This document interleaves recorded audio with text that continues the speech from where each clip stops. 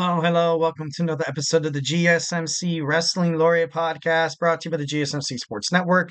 I'm your host, Eric Rodriguez, here every Monday through Friday, 8 p.m. Pacific Time, 11 p.m. Eastern Time, here to talk about everything in terms of the world of professional wrestling, all the action inside and outside of the ring, backstage curtain drama. We also talk about Superstar, their inactive statuses, injury updates, also contract negotiations, as well as extensions or just signings to new brands. We also talk about promotions from WWE to AEW to TNA to Ring of Honor, also the GCW to the National Wrestling Alliance. If it makes major news in the world of professional wrestling, we talk about it here on this show, 1010%, guys. We're here on an amazing Thursday. We're almost there. Hope you guys, are enjoying watching the beatdown that the New Orleans Saints are getting from the Denver Broncos. What a welcome back from Sean Payton. Those Broncos fans out there, man, I'm feeling for you. I'm a Giants fan. No, no, I'm sorry. Right now, the Saints fans. Yeah, no, they're getting beat up. They're getting beat up, and of course, I can relate. I can relate. A lot of stuff going down in sports tonight, but don't forget tonight also, we have a bunch of wrestling as well. So thank you so much for tuning into the show, guys. Today for you on tap, we're going to talk about our AEW Dynamite review. Going to talk about TNA, Ring of Honor as well that are airing tonight on Thursday night. I like to call it my Thursday night wrestling review, and then we're going to jump on into some superstar, news and hot takes and stuff like that. Segment three, we're going to talk about Karrion Kross. We're going to talk about his future with WWE. People said that he might go back to NXT, but he confirmed in an interview that he is not that interested. In our fourth segment, we're also going to talk about Tom Aspinall, the UFC heavyweight champion, was seen in Manchester, England. It was a live event for WWE. He came into the ring and he celebrated, and he was, holding titles with, with Gunther and Cody Rhodes. And then he said in an interview that he's excited to go to WWE. So we're going to talk about, his chances of winding up in WWE when he calls MMA, when he calls it quits. And then our fifth and final segment, Steph Lander, TNA Knockouts, a very, very popular wrestler throughout the world of professional wrestling. She underwent neck fusion surgery, and there's a couple of other wrestling superstars that who had similar neck injuries and who have undergone neck surgery. So we're gonna, just kind of dive into, what it entails and how long it's gonna take for her to come back. So without further ado, we're gonna jump on into that. But at first, I just want to remind you guys to go ahead and hit up that super chat. 1010% if you guys just want to give a hey thanks, whether if you got a burning question or a hot take in terms of professional wrestling, or just something you've been dying to get off your chest here at the GSMC Sports Network. We are all ears. This show is all about keeping the conversation lively, making sure you guys feel like your voice is part of the mix. And don't be shy, drop your thoughts inside that chat. And if you really, really, really want to make sure your comment, question, or concern gets noticed on this show, why not use that super chat? It's that $ below the chat box. Just go ahead and hit it, and whatever you say, whatever you want to, whatever your hot take in terms of professional wrestling, send in that message, and it's going to be featured on this show. Plus, it's a great way to support our channel. Here at the GSMC Sports Network, we definitely do love keeping these amazing podcasters doing what they do best and bring you guys awesome sports content that you guys love.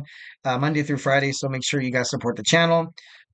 We are absolutely super grateful for each and every one of you guys who joins us here daily on the GSMC Sports Network. Your support makes all the difference, so let's go ahead and keep the conversation going. Let's keep this party going. Send in those super chats, those super stickers, because you guys are super awesome, and together we will make sure this podcast is bigger, better, and stronger than ever. Or once again, if the super chat not your thing, go ahead and hit up the tips and donations link at the gsmcpodcast.net. Just shoot me your comment, questions, and concerns. Tell me what you like, tell me what you don't like. Just remember to Superman punch that and like and subscribe button to the show. Follow the show, follow the network here at the GSMC Sports Network. We do love a lot of peace, love, and positivity, 1010%. So make sure you guys hit it up. Of course, in terms of sports, a lot of disagreements, which is cool, which is good. Overall, love feedback, criticism, whatever, it all works out. Just want to make sure you guys are having a good time listening to the podcast. All right, so we're already getting some chats right here fired from my man Logan. Logan James, hope you had a great week so far.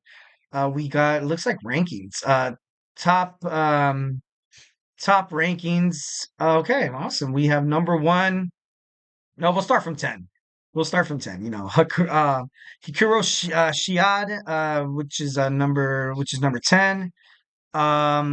Sari top nine. Number eight we have Kamitap. Number seven we have Mieko top, and number six we got Mina Shirakawa. Four Tam Nakano, and number three Mayumi Tani. We also we have Julia. We also have Kairi Sang, and of course, number one is going to be Io Sky. Um, I'm assuming that's all. A lot of Japanese New Japan professional wrestlers. Or Stardom, who's kind of made it out of, well, not made it out, like it's a bad thing, but just, kind of moved on and kind of approached maybe AEW, Ring of Honor, TNA, WWE, WWE, NXT. So, I like your list. I like Kairi Sang up there as well. And then I think down here you mentioned something about Asuka. Asuka as well. She's Asuka. She's top 10 as well. I definitely think when she comes back to WWE, it's going to be great for not just her, but ultimately Monday Night Raw or SmackDown. It seems like she would more or less kind of fit somewhere on SmackDown, but I heard that's where Charlotte Flair is going to come back after her injury. Also, Alexa Bliss might come back to SmackDown to kind of deter all the, looming rumors about how she should have been with the Wyatt Six when they came in and instead of Nikki Cross. So I think they would kind of, kind of keep it far away from that. So, all right, diving into the subject matter, obviously we're going to talk about AEW Dynamite. Overall, I felt like it was an interesting show. A lot of interesting stuff happened. The first it kicked off, after the shocking ending of Wrestling Dream. They were in San Jose, California. That's that's kind of crazy. That's kind of cool. So John Moxley is the new AEW World Heavyweight Champion, a two-time champion. Congratulations to John Moxley. And he basically opened up the show, basically talking about how how delusional AEW was. Also, under this new paradigm of Moxley, um, you know, the direction that his character is going into is a little, is a little sketch. Sorry, excuse me. I don't really understand, like, he's coming off as really dark and ominous, and I get it, and that's cool, but he wants people to believe that he had to do what he had to do to Brian Danielson. It was for the betterment of the company. So I don't know his grand master plan, and when it all comes out, hopefully the most important thing is if it makes sense, because that's what AEW needs. They need storylines that make sense. So whatever John Moxley's doing, I hope it's good. All right, next we have Adam Cole returns to Dynamite. He came out and he was talking about his road to recovery and how much he missed the fans. Once again, kind of coming to the world of being the babyface. You've seen the Undisputed Kingdom. You've seen Roderick Strong and then Mike Taven and Mike Taven and Wait, I might have messed that up. Matt Taven and Mike Bennett. Damn it, I always confuse those guys. But overall, it seems like they're heading toward a babyface faction.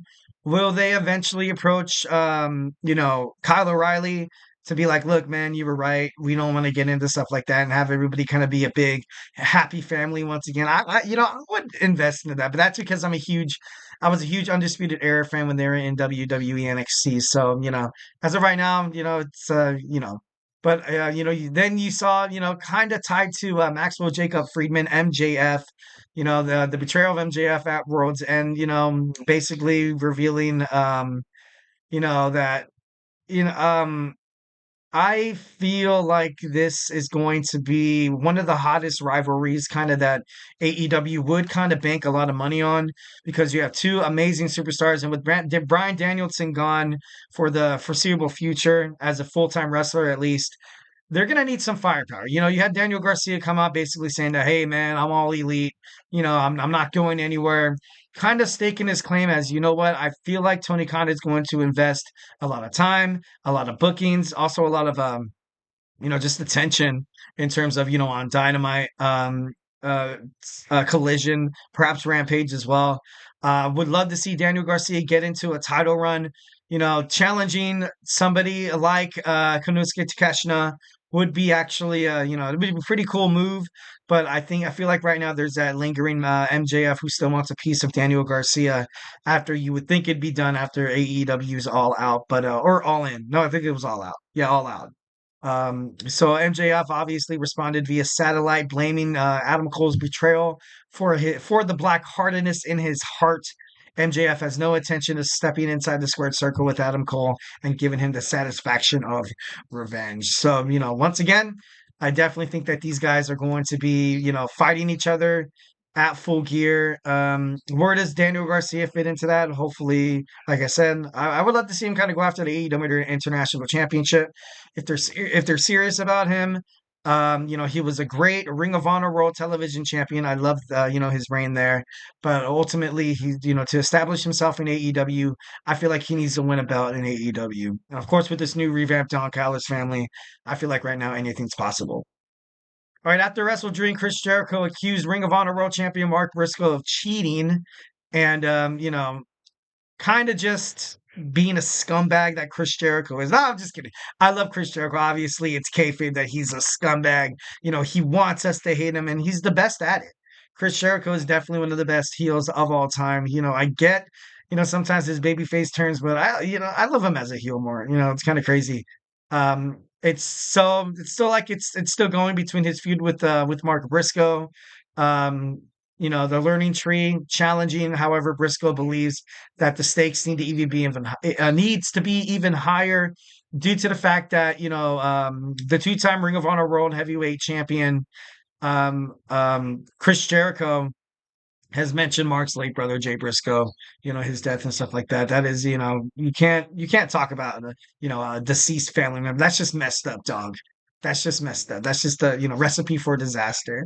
So they're gonna have a rematch. Briscoe's he's good. He's a man of his word. He's going to fight in a ladder wars match next week on Dynamite. So I think that should be pretty badass. FTR taking on Big Bill and Brian Keith. FTR, obviously, I feel like they've been kind of, out of the loop in terms of AEW, but after a big win against the Learning Tree, ultimately it should be pretty badass. This match was scheduled to raise awareness to the variety of organizations providing relief to areas affected by Hurricane Helen.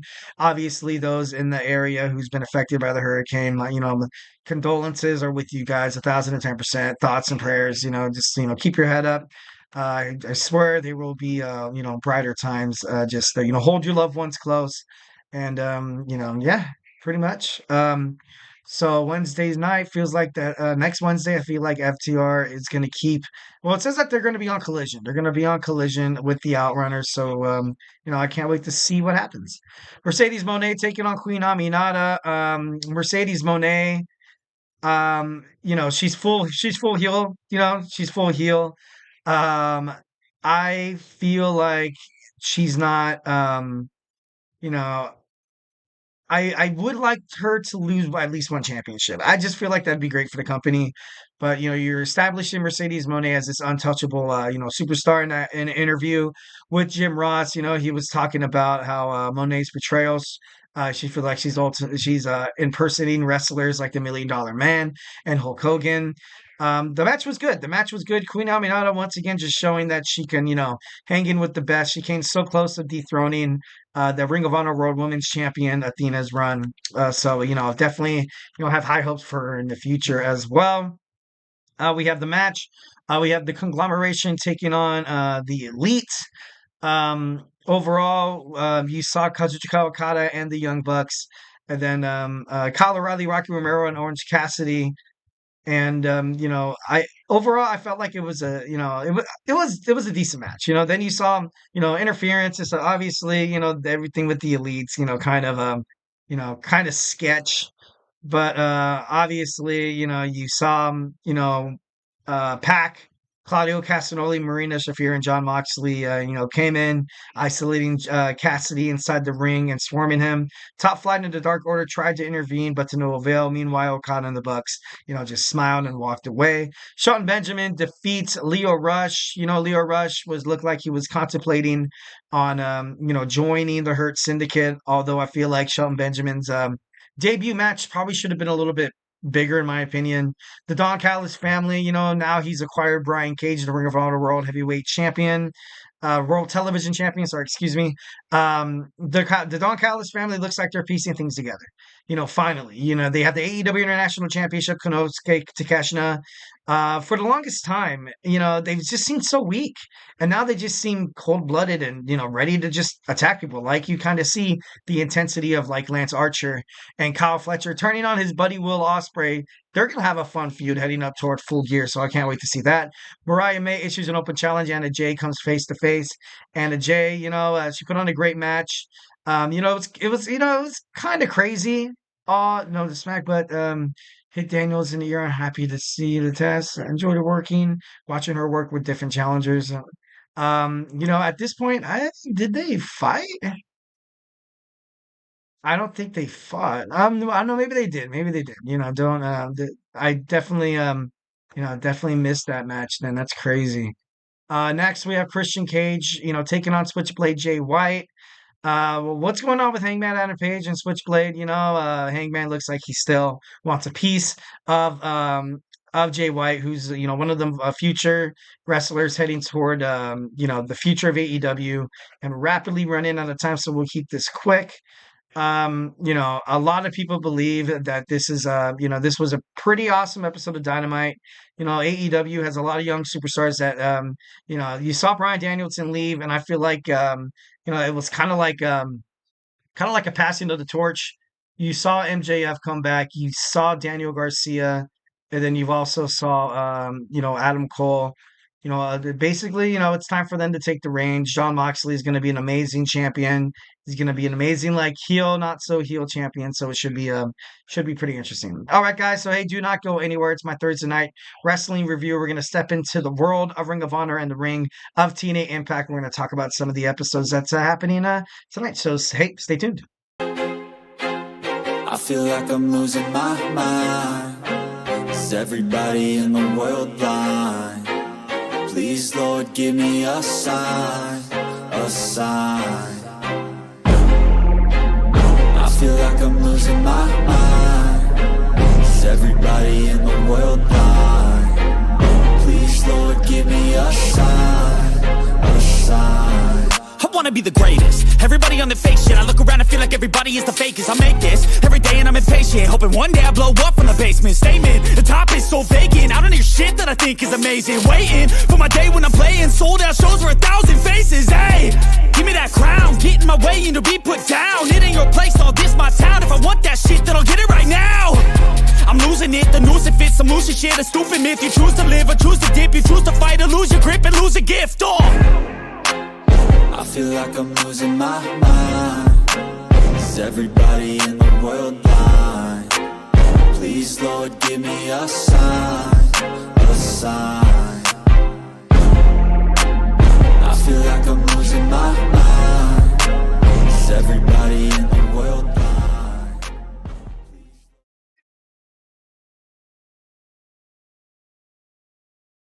All right, welcome back to the GSMC Wrestling Laureate Podcast, brought to you by the GSMC Sports Network. I'm your host, Eric Rodriguez, here every Monday through Friday on the GSMC Sports Network, 8 p.m. Pacific Time, 11 p.m. Eastern Time. Here to talk about everything in the world of professional wrestling, all the action inside and outside of the ring, backstage curtain drama. We also talk about superstar, like wrestlers, their inactive statuses and injury updates. We talk about contract negotiations, extensions, new signings for promotions from AEW to WWE, to Stardom to New Japan Professional Wrestling, to the GCW, to the NWA. If it makes major news in the world of professional wrestling, we talk about it here on this show. So just kind of reflecting on what we talked about. We had my AEW Dynamite review, and now we're going to talk about some Ring of Honor and TNA Impact preview. So let's go ahead and pull up the notes here. All right, so we have TNA Impact happening tonight. Bound for Glory is right around the corner, October 26th. And I feel like this is going to be, kind of like what you saw with AEW. This is, AEW has All In, but Wrestle Dream was kind of crazy because you had so many different storylines pop up. You've seen, a couple of superstars returning. You saw the retirement of Bryan Danielson. Well, from full time, a part-time wrestler. I feel like, he should have kind of been in that kind of, boat for the longest time now. So he wouldn't have gotten, wouldn't have like jeopardized his life or anything like that. But I feel like this is going to be the same for TNA. You see a lot of TNA, their collaboration with WWE NXT has kind of has been kind of put on hold now. More or less, you kind of see NXT stars wind up on TNA. For the longest time, a couple of weeks ago, you would see Hammerstone come on. You saw Joe Hendry. Joe Hendry has not been on NXT for quite some time, and I kind of miss him. What am I talking about? I really miss him. I miss him on NXT. But he's doing his thing right now in TNA. Obviously, you kind of have to, protect, protect what show is like your home, like you know what I mean. Yeah, the rivalry tonight. We're going to see Brian Myers with the system taking on Mike Santana. Mike Santana, obviously, I feel like he's heading toward a giant push. As a singles competitor, this guy has been absolutely on fire when he fights in tag team matches. This guy kind of reminds me of like he kind of reminds me of like as a piece that you can use for an amazing, X Division champion. Maybe perhaps, um, you know, maybe in the future challenging for the TNA World Heavyweight Championship. Absolutely, I believe that for Mike Santana. So it should be interesting to kind of find out what happens tonight. But as Bound for Glory approaches, you're going to see a lot of shows, building up feuds for matchups and stuff like that. All right, next we're gonna have a face-to-face Jordan Grace with Masha Slamovich.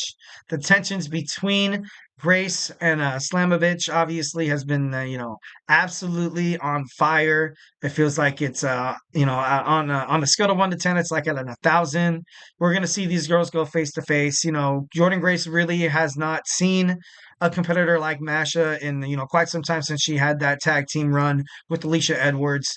It's going to be interesting to find out if she can actually push Jordan Grace to like the ultimate limits, because Jordan Grace, no one could beat the Juggernaut right now. She's just absolutely, she's untouchable. She's definitely one of the best wrestlers in the world of professional wrestling right now. All of wrestling, TNA, New Japan Professional Wrestling, Major League Wrestling, whatever.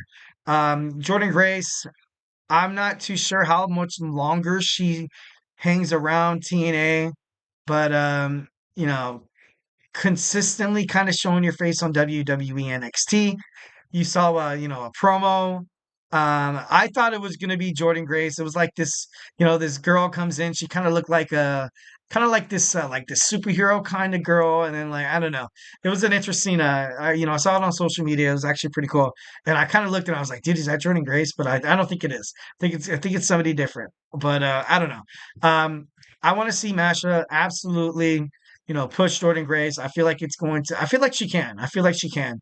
It's going to be a great match. But ultimately, if Jordan Grace, needs a bailout, maybe perhaps you see, that feud between Alicia Edwards and Masha come back into the fray after she was attacked by her and Tasha Steelz. So, leaving things open, which is good. Which is good. Definitely good. Next, we have Leon Slater, the rising up and coming in the X division, taking on Speedball Mike Bailey for the X Division Championship. It should be interesting. It should be interesting. I feel like, Mike Bailey, he's been so prominent in the world of TNA Impact, also holding that X Division Championship. Maybe perhaps we see maybe perhaps like a different flavor come in. Leon Slater has that potential to kind of be that champion that could very much light up the screen. He has a great arsenal attack, aerial attack, and it kind of reminds me of like a Javon Evans of NXT. But he's going to get his opportunity. Are they going to put the belt on him now? I feel like this could happen. I feel like 1,010% this could happen. Kind of heading into Bound for Glory. The biggest event. You could have Leon Slater like. Oh, what if you see, I don't know, what if you see some interference? Because I would rather see these guys duke it out on the grandest stage at the pay-per-view. But I don't know. It should be, I love Speedball Mike Bailey though. Definitely love him. Next, we have Nick Nemeth in a Pick Your Poison match against Matt Cardona. Um, when a world champion makes prepare to face PCO and Monsters. Ooh, they're fighting in a Monsters Ball match. That's crazy. At Bound for Glory. I did not know that. I hope PCO, knocks Matt Cardona's teeth down his throat. I'm just kidding. No, you gotta love the fact that Matt Cardona came back. He's that ultimate antagonistic person. He has that personality that, you kind of want to punch him, but at the same time be like, you know what? This dude is kind of cool. So definitely love Matt Cardona and his storyline with right now happening on TNA. Nick Nemeth has to, prepare for a match against Joe Hendry defending his TNA World Heavyweight Championship. So don't get too comfortable, Nick. You have a pretty tall order ahead of you. We're also going to see Rhino. Rhino recently has made it into the TNA Hall of Fame. I think I read that somewhere. He's going to go against PCO. The TNA Digital Championship match is on the line. On the line. Wow, it's on the line. We're going to see Rhino going up against PCO. It should be interesting to see. It says no disqualification match, so I feel like their poison has already been picked. But I don't know. Should be next. We're going to hear from Steve Macklin. What's going to go on with him and Josh Alexander? Not too sure.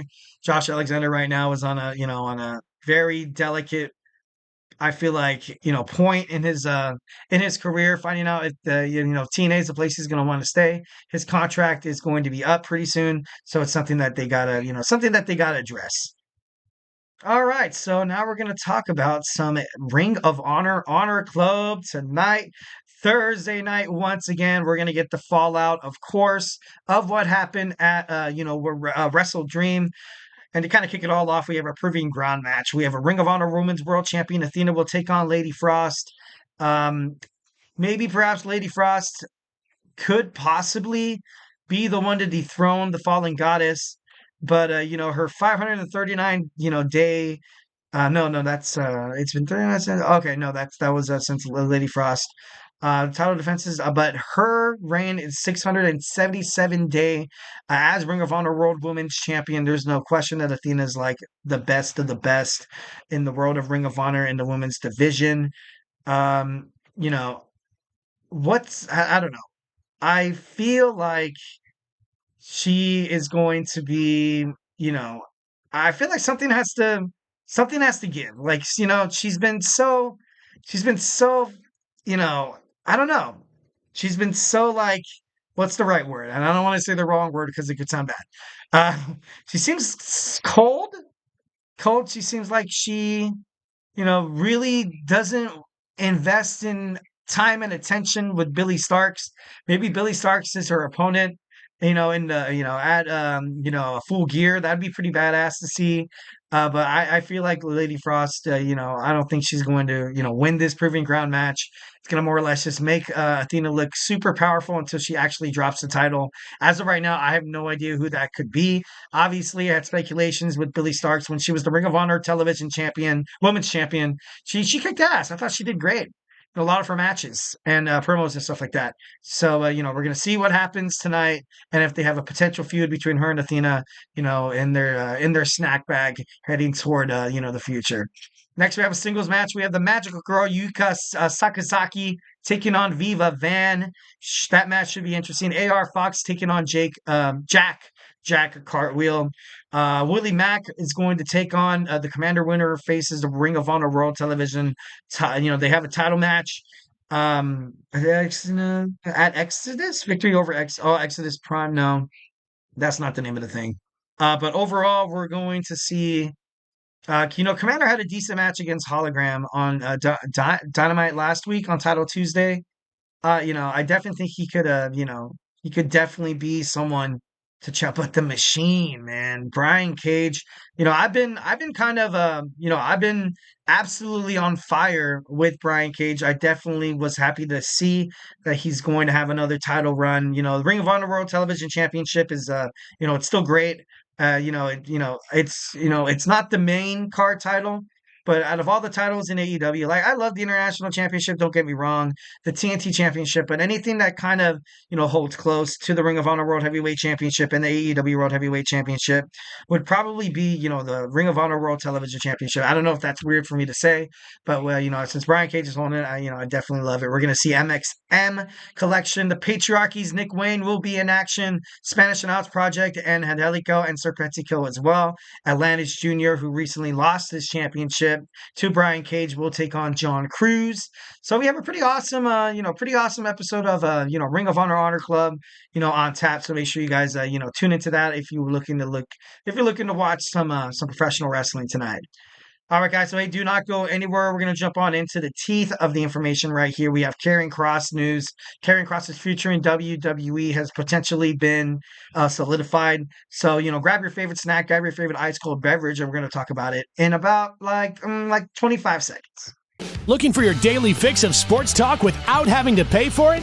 GSMC Sports Network is available on YouTube. Just search GSMC Sports Network. Get your fix of daily sports talk shows on YouTube, absolutely free. NFL, college football, NBA, MLB, MMA, UFC, fantasy football, and so much more. GSMC Sports Network has shows running all day long, with new sports shows starting every 2 hours. Just like on your favorite cable sports channel, except GSMC Sports Network is absolutely free. Just search GSMC Sports Network on YouTube to catch one of your new favorite shows, like the GSMC College Football Podcast, Chip Shot Football Podcast, Hoops and Heels Women's Sports Podcast, GSMC Basketball Podcast, and so many more. Check it out for yourself. GSMC Sports Network, now available on YouTube absolutely free. Search GSMC Sports Network on YouTube right now.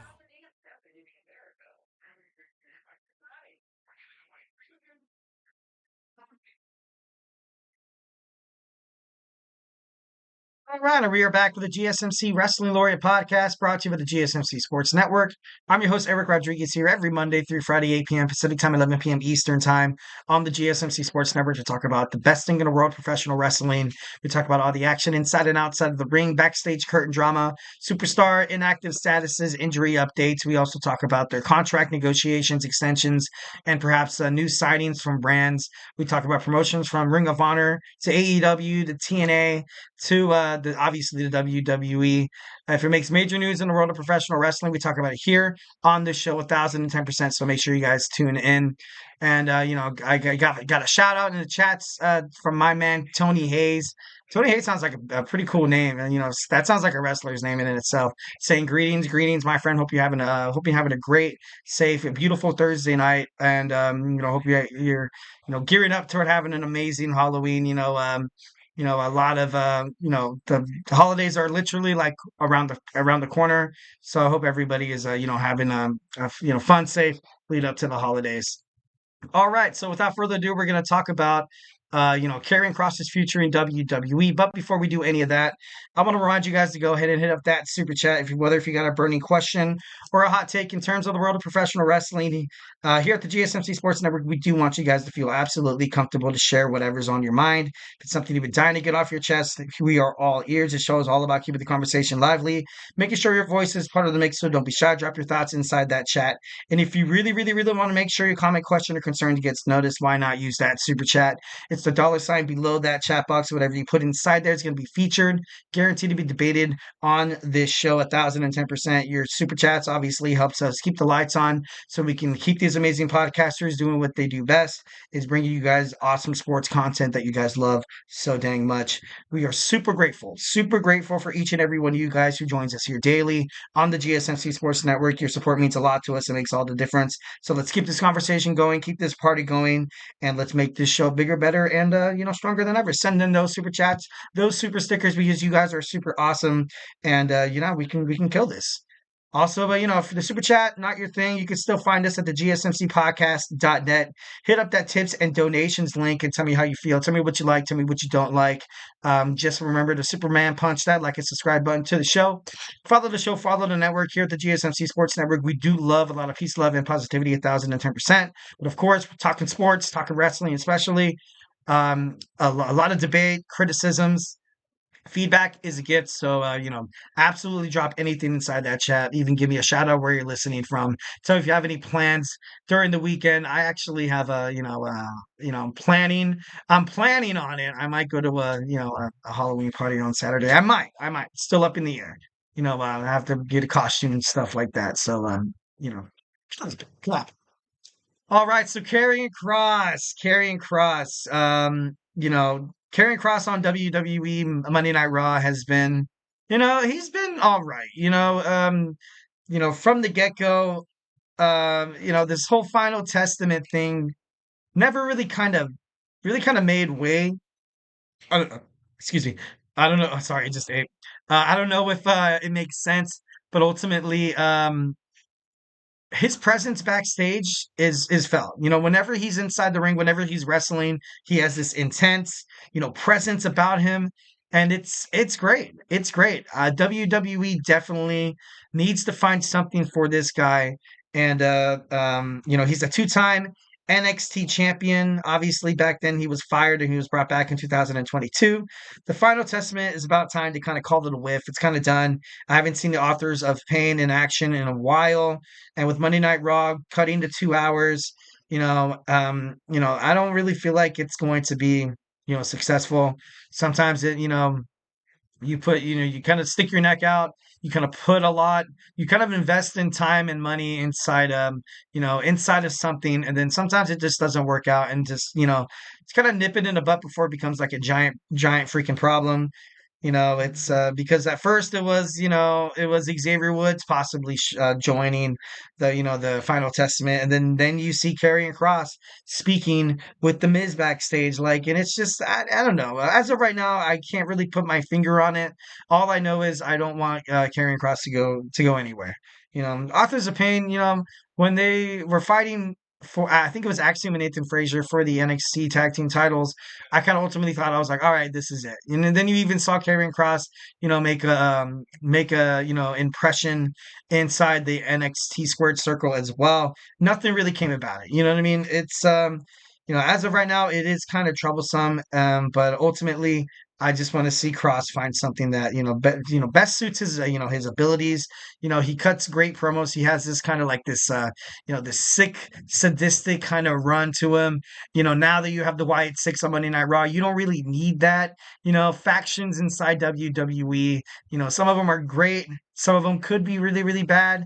Definitely don't want to see this. Definitely don't want to see Karrion Kross's Final Testament fall into that like category that everybody like. Have you heard the Final Testament? Yeah, it was terrible. Like, you know what I mean? I don't, I hope that doesn't,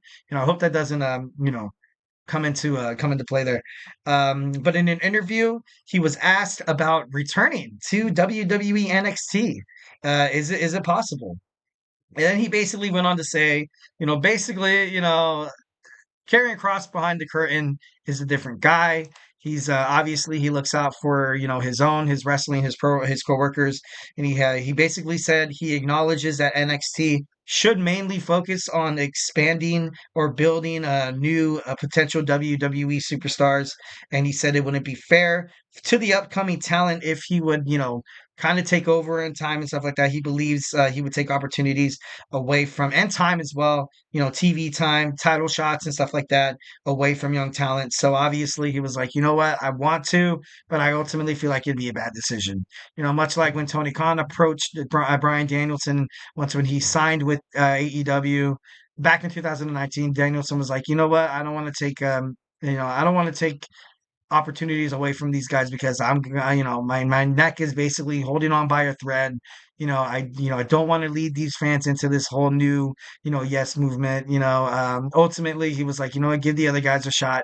And if you really, really, really, really, really, really, really need me down the line, I'll hold the belt. But ultimately, not more than like a placeholder because I can't be a full-time wrestler anymore. Sometimes that unselfishness. I feel like now more than ever in the modern day professional wrestling, the politics of it, I feel like the superstars kind of look out for each other more. Like, you know what I mean? They kind of see each other and they're like, you know what? Like, we kind of ultimately have to like band together because as soon as this guy loses television time and then he's essentially written off the show, I could basically be that next guy. It's kind of like that unwritten rule of karma where you don't want to be that. You don't want to be on the wrong side of karma, ladies and gentlemen. So I don't know, it was kind of crazy. And he was urged to go back to the shaved head look. It's all right. I like him more with hair.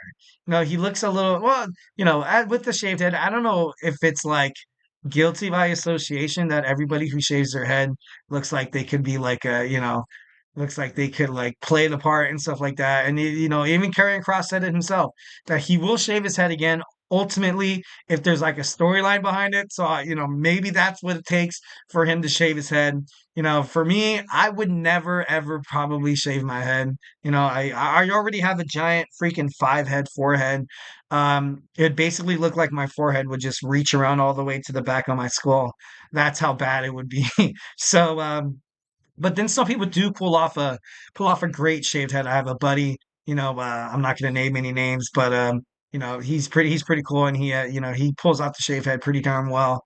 I would never be able to pull it off like that guy does. Like, some guys do look a little, do they maybe sometimes they do look a little,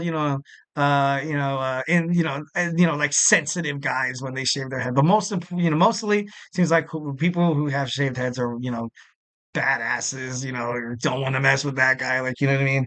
So I don't know. Even Stone Cold Steve Austin here, he won, badass shaved head. Bobby Lashley, badass shaved head. Who else had a shaved head in wrestling? Oh God, who? Bill Goldberg.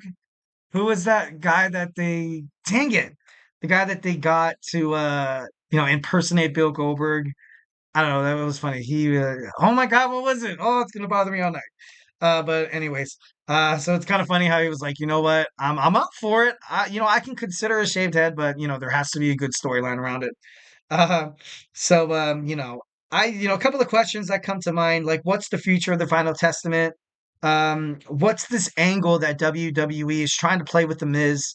I ultimately feel like the Miz will be targeted by the Wyatt Six due to his recent flip flop, character change, where he's gonna kind of be that heel who's willing to do whatever it takes to win.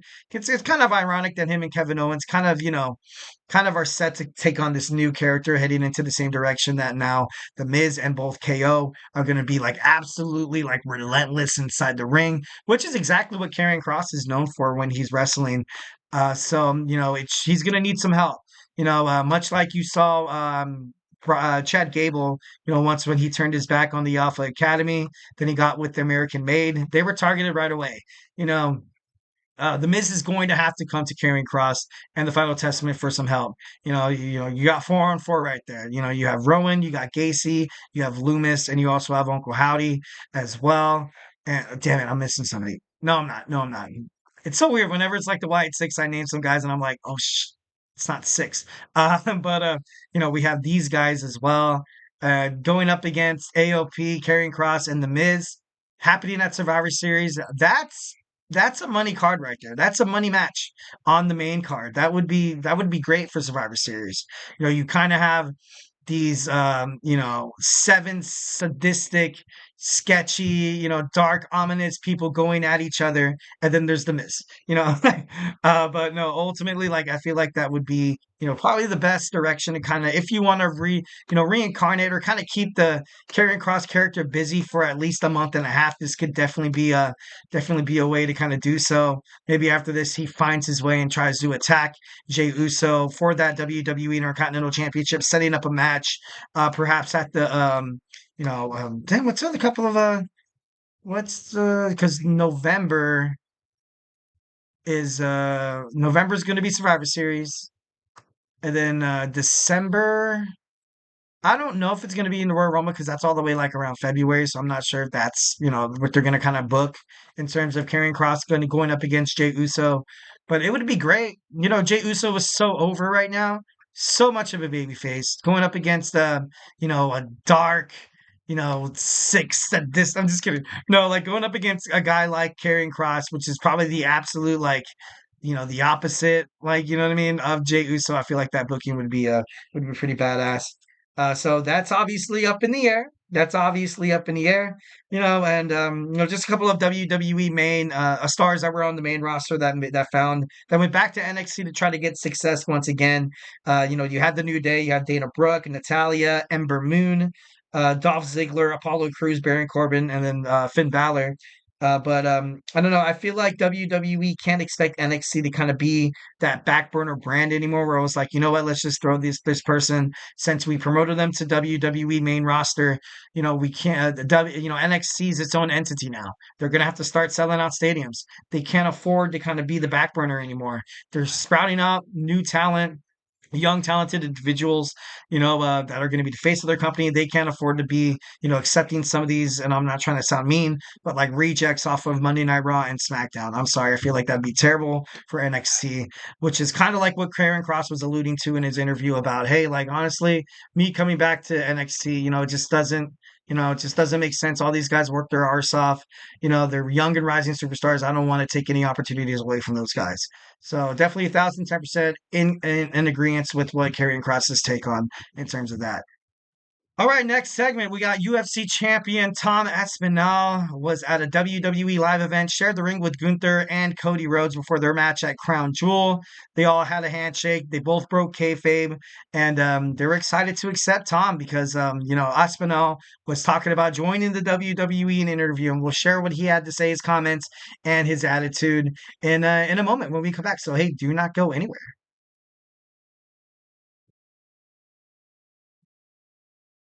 For the best and latest podcasts available anywhere, go to the podcast app on your cell phone and type in GSMC to access free content-rich podcasts on health and wellness, book reviews, sports, entertainment, relationships, social media, movies, technology, finance, and even weird news. Subscribe and download the GSMC Podcast Network's family of shows, available everywhere podcasts are found.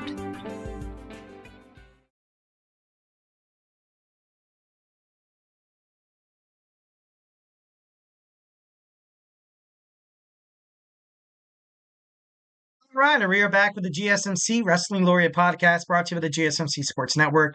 I'm your host, Eric Rodriguez, here every Monday through Friday, 8 p.m. Pacific Time, 11 p.m. Eastern Time. We're here to talk about everything in terms of the world of professional wrestling, all the action inside and outside of the ring, backstage curtain drama. We talk about superstar news, inactive statuses, updates, as well as injury updates as well. We talk about, storylines, potential bookings for WWE Raw, SmackDown, Dynamite, Collision, every wrestling show there is. I'm just kidding. No, some of them, obviously I only have 5 segments in an hour, to talk about all the wrestling and stuff like that would be like like a marathon of a podcasting, which I'm not opposed up against, we definitely have to, bring at least like a, 24 pack of water, maybe perhaps some food, some fruits, some vegetables. I'm just kidding. No, if you had to go for like a marathon, you know what I mean? But overall, thank you so much for tuning into the show. Just kind of reflect on what we talked about right quick. We had our AEW Dynamite review.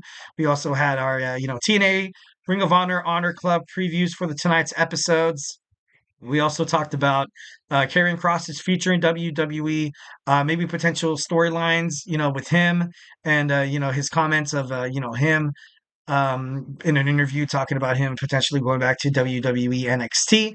So without further ado, we're going to talk about our next subject. We have Tom Aspinall. He's a UFC World Heavyweight Champion. It's kind of weird. They online they say he's an interim. He's an interim UFC Heavyweight Champion. I don't know what makes somebody an interim heavyweight champion. Like I do dabble on the UFC once in a while. I wish I could watch more of it, but their pay-per-views are so expensive. Like it's crazy. Like it's insane. Like sometimes I think I went to one UFC fight. I think it was at a Buffalo Wild Wings, and then I don't know. You just see a whole bunch of people like it was obviously people get together at B Dubs and to watch football, and it's so cool. It's so awesome. I think it's because they know, what's going on. You know what I mean? I feel like a lot of fans of the UFC, you see people like break noses and act like they break bones and stuff like that.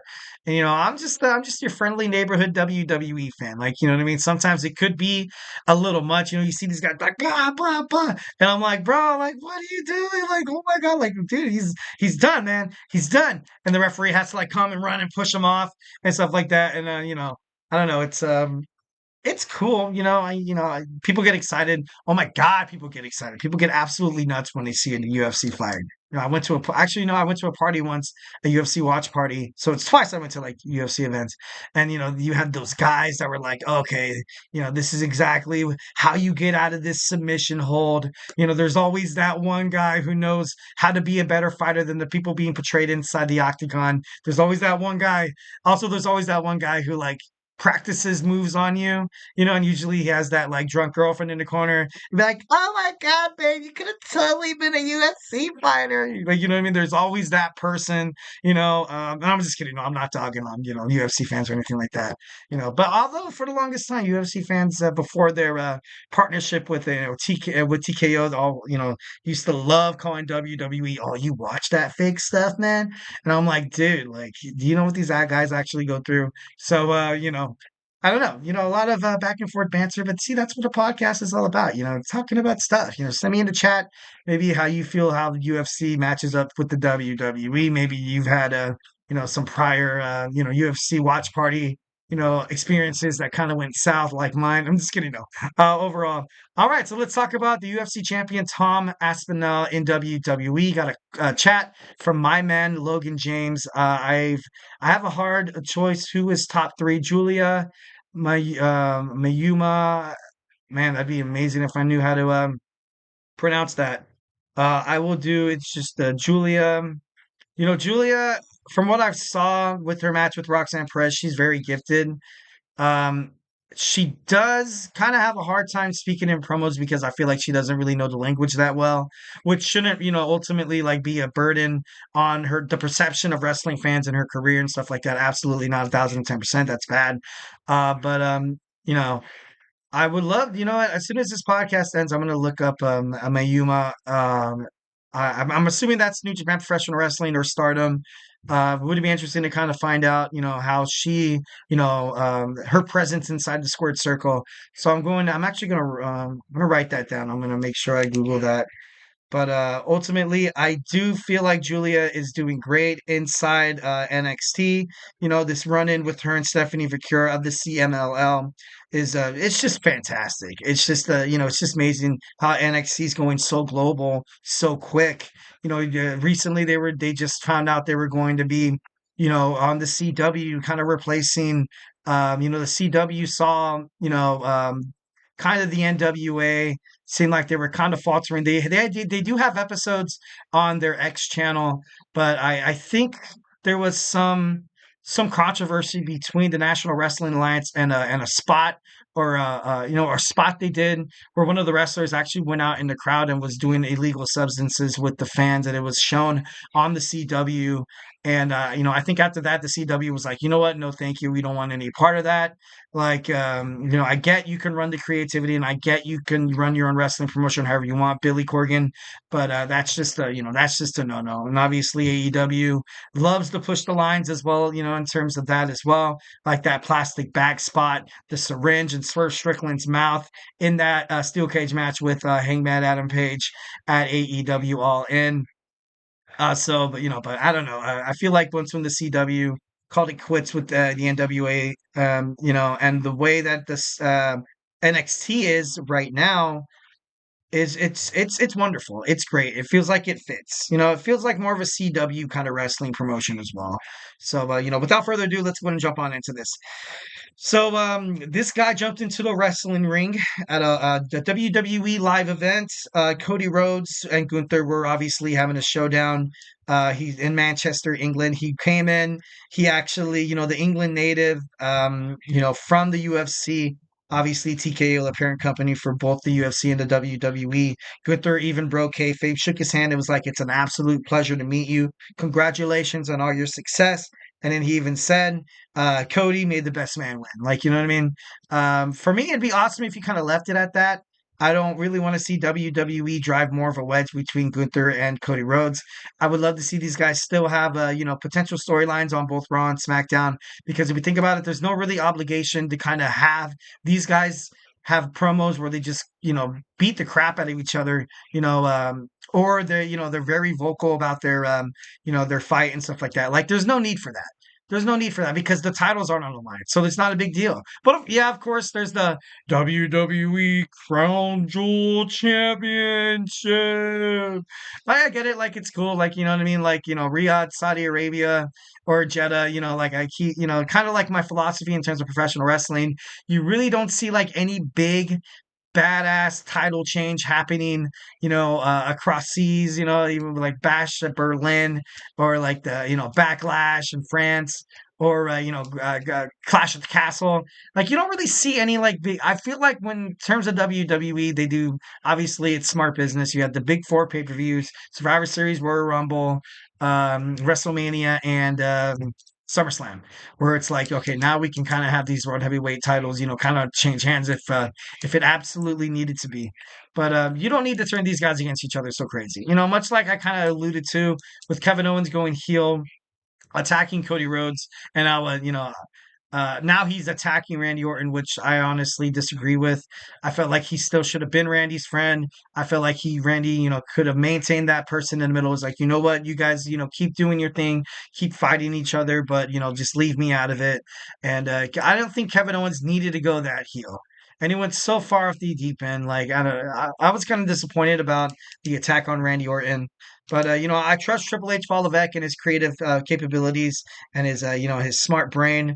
Hopefully, it's not something that bites him in the arse later on in terms of creative booking and stuff like that. Because so far, since he took over for WWE as CEO, it's been great. He's been doing great. But I don't know. It's I feel like it was a little bit too much. I don't want to see these guys go down the same route. Then next, Aspinall had a great reaction from the crowd inside the squared circle. The fans loved him. Obviously, he was in his hometown as well. He revealed to an MMA journalist that he wishes to eventually make his way into the WWE when he's done with the MMA. He said this, and I quote, "When I have retired from MMA, I'm switching over to WWE. I'm going to be a world heavyweight champion." So this guy has plans already in the mix. This guy has an amazing UFC record of 15-3 with 11 knockouts. This guy's a complete and utter badass. WWE would be absolutely lucky to have him. You know what I mean? I feel like it'd be an amazing acquisition from from a number of MMA superstars that made their way to the WWE. You had Ronda Rousey, which was great. Definitely one of the most prolific signings in WWE history. She was well known in the MMA community. I think she only lost twice, but she lost back to back where she got like absolutely beaten down, and which kind of forced her to be. I think she was getting concussions or something like that, and it just wasn't. She didn't feel the same, so it was like, you know what, I'm gonna hop over to WWE. Now that the fact that WWE and UFC are under the same TKO umbrella, like it's a little ironic that I feel like the UFC stars would absolutely love to go to WWE. I can name a handful of guys like who used to fight. Like I used to be highly more into UFC, like during the the Matt Hughes, Forrest Griffin, BJ Penn. That was kind of like when Brock Lesnar was around there as well. The Spider Anderson Silva was pretty badass. Rampage Johnson as well. He was super cool. And I was like, in my opinion, kind of like the glory days of UFC when they started becoming, super dang popular. A little bit mainstream. So I thought that was, pretty badass. That was pretty cool. Obviously, Ronda Rousey, Ken Shamrock, Shayna Baszler, Matt Riddle, Lola Vice, Alberto Del Rio, Josh Barnett, and also, Tom Lawler are people who also crossovered from being an MMA star, an MMA fighter, to professional wrestling. And all of them did have their storylines. They all had their success. You still see Tom Lawler right now, probably because this guy was fighting in Ring of Honor. I think he even did some work in New Japan Professional Wrestling, which was pretty badass. Matt Riddle, from what I've heard from Matt Riddle, president of UFC, kind of wanted him out. Didn't like the way he was, kind of mouthing off and stuff like that. So maybe WWE kind of did them a favor there. Ken Shamrock, obviously, back before UFC was like an actual thing. Yeah, cage fighting and stuff like that. You had Ken Shamrock. Of course, once when it officially, I feel like once when cage fighting started, started becoming really popular, and it hit the world by storm. Everybody loved UFC. Everybody still does love the UFC. How they pay, all that money for that pay-per-view. It's crazy. And of course, like, prolific stars who helped, like kind of like Conor McGregor. I feel like Conor McGregor would be an amazing WWE star because he has that, that promo. He's willing to cut good promos. I feel like that'd be pretty badass. But would love to see him in WWE. That would be pretty badass to see that, that Irish badass inside the squared circle. But definitely would think WWE would be absolutely ecstatic if after Tom Aspinall calls it quits from UFC and MMA fighting, he makes his way into a career in professional wrestling. And that'd be I would love it. I feel like that'd be great. All right, guys, do not go anywhere. We got our fifth and final segment. We got Steph D. Lander, TNA Knockouts, who recently had neck fusion surgery. Gonna just, briefly talk about it real quick, rapidly running out of time. We're gonna talk about a couple of our other wrestlers back in the past who had, neck injuries as well. So grab your favorite snack, grab your favorite ice cold beverage to join me here in about like 25 seconds.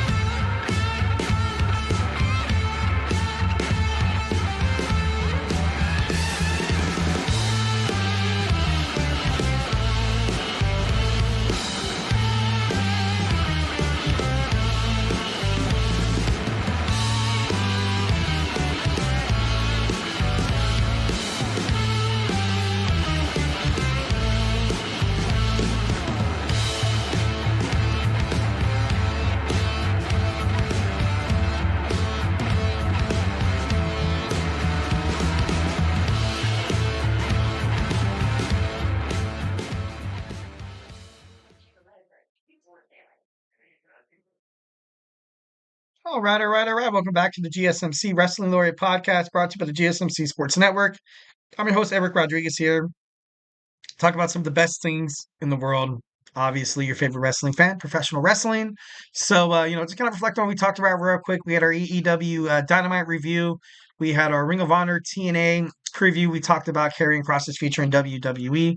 We also talked about, Tom Aspinall in UFC heavyweight fighter actually, shared the ring with, with Cody Rhodes and Gunther, all three champions, a lot of gold in that ring. Told an MMA journalist that after when his career's done with MMA, he's going to jump ship to WWE. So that should be pretty badass. All right, next we have Steph D. Lander's neck surgery. Obviously, TNA is, it's happening tonight. If you guys haven't already watched it, make sure you give it a watch. Check it out. We have Steph D. Lander, talking about, she came out and on TNA Victory Road, that she was actually going to have to undergo neck surgery, and she talked about her neck injury. The fans, kind of had mixed reactions. I remember it was a little unfavorable to a couple of wrestling news journalists. I don't know. So I don't know. It's kind of crazy. So the procedure basically involves the fusion of the C5, C6 vertebrates, and kind of fuses them together. That's crazy, man. That's insane. She took to social media basically saying that, hey, I'm here with my brand new neck. And she also joked about getting a BBL, which was, kind of silly, kind of funny. Thought that was pretty funny. She's going to be out of action for at least 6 months. For at least 6 months. We're not going to have Steph D. Lander right now on the sideline cheering on PC or on the sideline cheering on Matt Cardona. She was like one of those, those powerhouse women. Like, she was like, she kind of reminds me of Nikita Lyons, like being brutally honest. They kind of have that same build. They rely a lot on their power to help win them wrestling matches. And, this is going to be a loss of, obviously, for TNA. Obviously, any injury from a main star who got a lot of attention, even on social media and stuff like that. She was very prominent on social media. But overall, like, this is for the betterment of her, for her career. Obviously, a bunch of other, there's neck injuries inside wrestling is it sucks. It sucks. But also it's it's very common. Like look at what happened with Bobby Roode. All of a sudden he was like, the biggest thing, he was the glorious one, and now you just kind of see him backstage whenever some people like start beating the crap out of each other and they need somebody to split them up. Like, you know what I mean? Then you see Bobby Roode come out and you're like, oh look, it's Bobby Roode. Like, obviously back in the day, Stone Cold Steve Austin, back in SummerSlam 1997 broke his neck. Hardcore Bob Holly as well is on that list as well. Who else is a couple other superstars? Who's that? Ugh, Edge as well, who had to take like a 11-year hiatus. Then he had surgery as well. Then he came back and now he's actually fighting full time. He had a bad spot in a I think it was a cage match. I think it was a cage match. Going up. Oh, who was AJ Francis? No, it wasn't AJ Francis. Brody. No, it wasn't Brody King. Was it Brody King? No. Damn it. Who did Malachi Black? Malachi Black. There we go. Of House of Black. Like when he jumped from the top and you can just see the injury. It was like, oh my god, this guy really just do that? Like, dude, sometimes you got to take your age into consideration, and sometimes it's not. It's not the best thing in the world. Once I got a couple of chats here from my man Anthony Mizono, Will Ospreay as well. Is it possible that we can see Steve Macklin have a military themed babyface stable? Um, I think so. Well, I don't know. Whenever it comes to like military themed things inside wrestling, I don't know. The WWE, obviously, you did have Sergeant Slaughter as well, and then even when Bobby Lashley came back from wrestling in TNA, he was kind of like glorified for the his time as an armed forces veteran. But you never really kind of see that kind of thing in wrestling. I feel like it has a possibility at this point. Why not try anything? Military obviously very supported by the public. Basically you can go to any American Legion Hall and be absolutely loved. And it'd be a great way to kind of appeal to that age demographic, that key age demographic of 19-year-olds to 41-year-olds, because you can kind of assimilate professional wrestling and kind of appeal to a lot of different ages. Like you have a lot of you're never too old to go into the side of the army. Like, well, of course, some predicaments you are, like, you know what I mean, if you have health issues or if you're not physically capable or something like that, they're like, you know what, we won't take you, you know what I mean. But I don't know. I feel like it would be a smart move. I would try it. If I was TNA creative, I was like, you know what, and like, why not? Like, just give it a shot. But ultimately, like going back to neck injuries, like you've seen the New Day break up because Big E trying so hard to kind of rehab his injury. He had to get spinal fusion surgery, I think it was. Um, uh, it would be amazing to see him come back, but you never really want to chance it. Obviously, Bryan Danielson as well. You also had Braun Strowman is another guy that had neck fusion surgery as well. Eric from the Viking Raiders, and of course the probably the most horrific neck injury you've ever seen was Darren Drozdov, after a failed running power bomb by D'Lo Brown on a taping on SmackDown. He seemed this guy has basically become a quadriplegic, and it was not being able to feel anything from the neck down. That, oh my God, talk about hell, talk about hell. That's insane. That's insane. That's crazy. Obviously that's kind of the stuff you put on the line if you when you get into a business like this, in terms of like combat sports and stuff like that.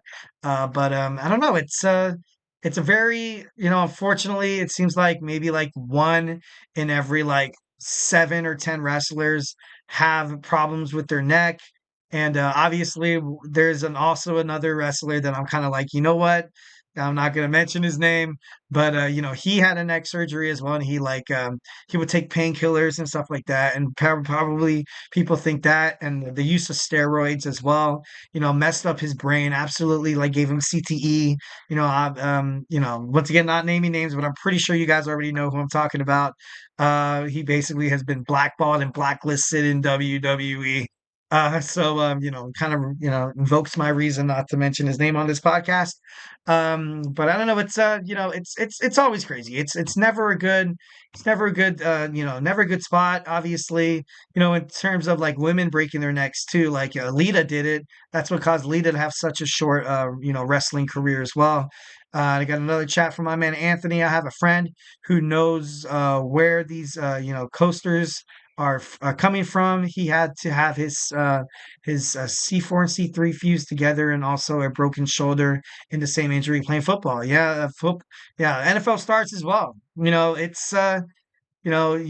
You think at the end of the day you're like, oh, I'm going to be an NFL star or play college football or wrestle in the WWE, and then just like freakish stuff could happen like this. You know what I mean? It can happen, in terms of anything. Like I mean, I had a friend who was working construction, and then like I think he was on the scaffolding thing, and then somehow he tripped, he fell, and then he landed on his back. And he says even after surgery, and it's never really the same. You know what I mean? I had an uncle who also worked construction as well. I think he did like a roadside construction, and he said like I don't want to swear, but it's kind of like a B word and a half. Like you know what I mean? It's your body never really feels the same. When you walk, when you try to do anything physical, like you can't do it. Like just imagine if like you want to just like get up and like walk up to the bathroom, and your body's basically telling you like, no, you can't do that. Like it's then and unfortunate stuff comes out of stuff like that. But following passions and trying to do what it takes to make a buck. That's why I feel like some of these physical expressing jobs in the workforce, definitely that's the reason why they pay these guys a little bit more. Maybe perhaps should pay them a little bit more and cover all healthcare expenses and stuff like that. But I'm not a politician. Free healthcare for everybody. I'm just kidding. That'd be I've actually did a research paper how universal healthcare could be good, it could be bad, but I don't know. It's kind of crazy. Got another chat. Is professional wrestling still as bad when it comes to these wrestlers being addicted to painkillers and opioids to manage pain? And it's not as bad as no, it was way worse back then. I feel like, but then again, like now within this day and age of social media, I feel like everybody's life is kind of in the limelight. Everybody could essentially be their own public relations representative. You want the audience to see what you want them to see. Like, you know what I mean? I feel like drugs inside the United States, is a little less. Well, I don't know. I could be a jackass at thinking this way. Maybe it's just me being hopeful. Maybe in the United States, and maybe drugs are less regulated. Illegal substances like opioids or methamphetamines. A lot of these wrestlers did turn to painkillers because you couldn't really afford to lose your spot inside professional wrestling. It was a cutthroat industry. It still is.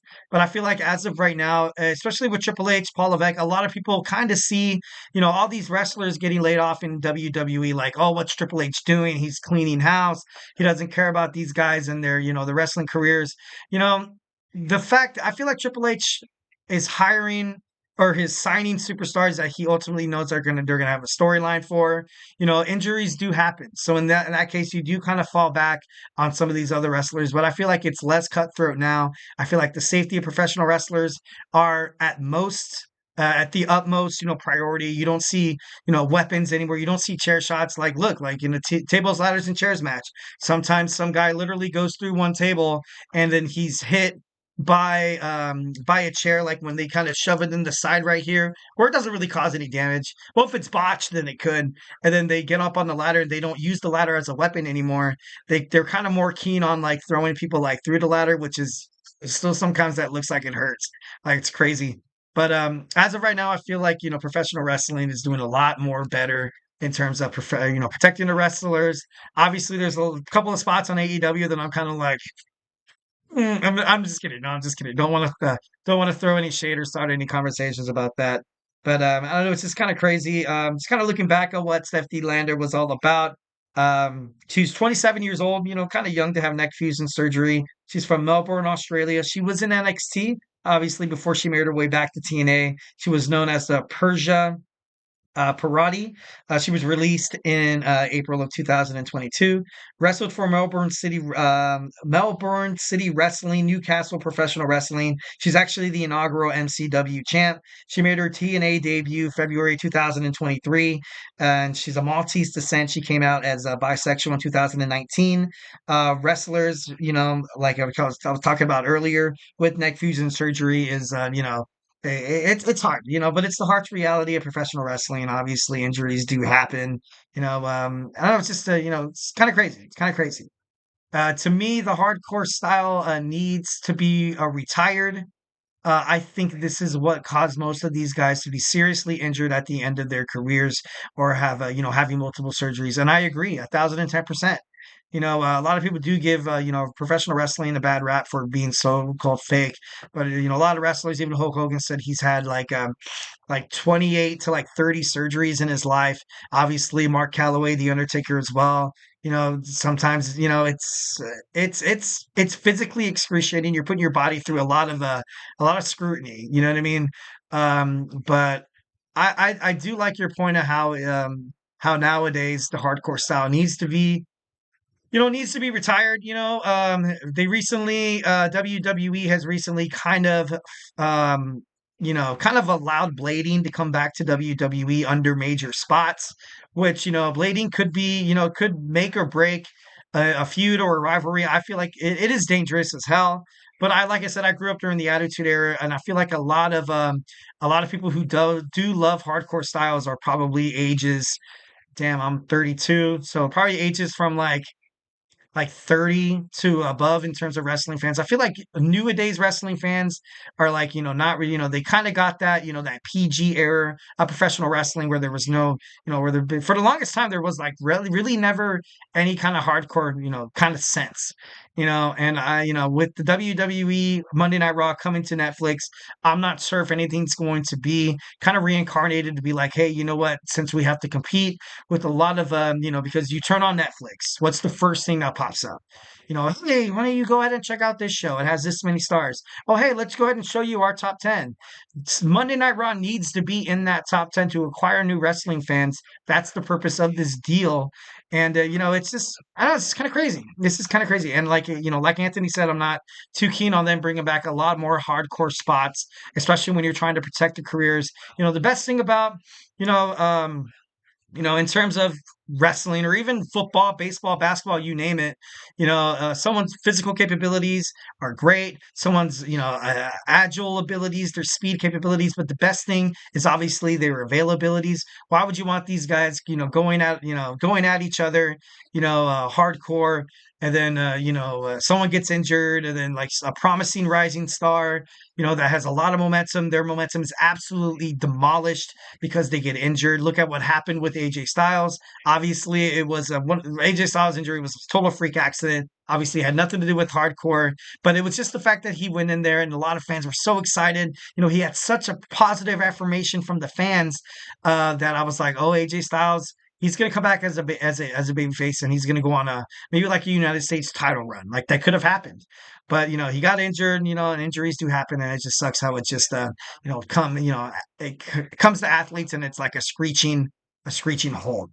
That's what makes me mad when my boy Anthony Bazzano. That's what makes me mad when athletes, to have 6 or 7 months off for an off season, say that pro wrestling is fake when these guys are performing 365 days a year, and yeah, they're traveling too. They don't get to see their families and stuff like that. Like some of them do make the trip, and they fly home maybe once every 2 weeks. But it's very, obviously you have to be the top guy getting paid multi-million dollars for that to happen. But you're right. You can't perform 365 days a year if you're putting your body through this excruciating kind of pain. So, agreed that hardcore wrestling probably needs to kind of ultimately put it to bed. I feel like that's the reason why AEW did retire the FTW championship, in my opinion. But, I don't know. Wrestling in itself, it's hard. Sports, if you're a sports athlete, that's why they get paid millions of dollars, and that's the reason why agents, and that's the reason why you see posts, per Adam Schefter of how these guys are holding out for a deal, because when like you're injured, like they're gonna give up on you, like they're gonna let you go, they're gonna sign the next big thing. That's why you kind of have to protect your own ass in terms of trying to get a good deal, trying to get as much money, trying to get as much, basically much revenue as you possibly can, because as a sports athlete, nothing's really promised. You got to take it day by day.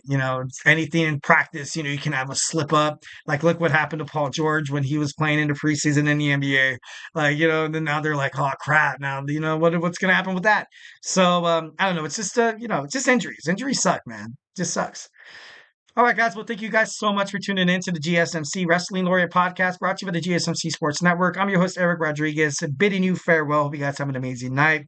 Just remember to Superman punch that like and subscribe button to the show. Follow us on Twitter /X, Instagram, TikTok, and Facebook for more content and updates. Like I always say, if I haven't made you a wrestling fan by now, we can, we have shows. We have the NFL heating up. We got my boy Manny with the Chip Shot Football Podcast, the always amazing, talented Kenneth with the GSMC Football Podcast. We got my boy Emran's Soccer Podcast coming up in 9 minutes, so make sure you tune into that. If you're looking to get into soccer, or if you're already a diehard soccer fan or a seasoned veteran, this is the perfect spot for you to watch and, get some of your breaking news in terms of the world of soccer. So make sure you tune into that. We also have college football heating up on Saturday. I think Texas is going against Georgia, that a lot of fans are kind of getting excited over. I've recently become a Texas fan because I work at a senior living facility, and one of the guys, he's a diehard Longhorns fan, and I was never a fan of college football. To be honest, I'm still trying to get into it. It might be painful sometimes. I'm like, oh, like look at these scores, like what I mean. But it's not the NFL. But a lot of people still love it. A lot, diehard fans. So I think that's cool. So tune into Tommy's GSMC College Football Podcast. Make sure you tune into All Around Sports with my boy TJ with the GSMC Sports Podcast. We also have Sports by GSMC with Jeremy. Make sure you tune into those guys as well. They're all very talented, as they are amazing. So we also have fantasy sports. A lot of you guys run fantasy leagues out there. Find out your stardoms, your sit-ems. Find out who to pick up off the waiver wire watching my boy Chris Shepard on the GSMC Fantasy Sports Podcast. Make sure you tune into that. Tune in all these amazing podcasts, and I guarantee you, give you the Eric Rodriguez guarantee that you guys would never, ever, ever regret subscribing to such an amazing sports network. So, once again, love you guys. Stay beautiful. Have an amazing night. And, see you tomorrow. Mm-hmm. Mm-hmm. Mm-hmm. Let's go. I wake up to a little bit of drool on my pillow, feel like it's gonna be a bad day. Yeah, I'm tired of shit, and the coffee ain't hit yet, damn ain't that great.